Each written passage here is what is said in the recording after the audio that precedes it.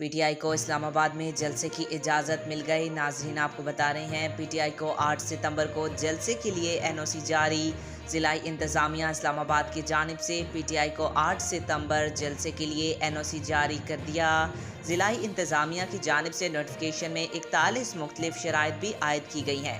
ضلعی انتظامیہ کی جانب سے باضابطہ روٹ پلان بھی جاری کر دیا گیا۔ خیبر پختونخوا پنجاب سے بذریعہ موٹر وے آنے والوں کو الگ روٹ جاری کیا گیا۔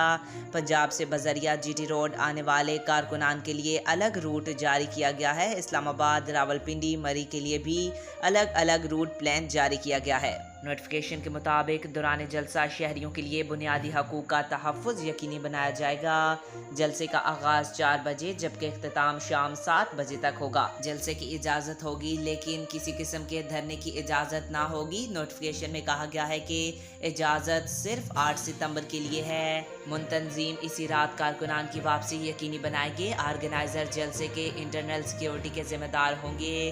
ریاست مخالف یا مذہبی منافرت پر مبنی تقاریر یا نعروں کی اجازت نہ ہوگی۔ آج تک کے لیے اتنا ہی۔ مزید ایسی معلوماتی ویڈیو دیکھنے کے لیے ہمارے چینل کو سبسکرائب کریں۔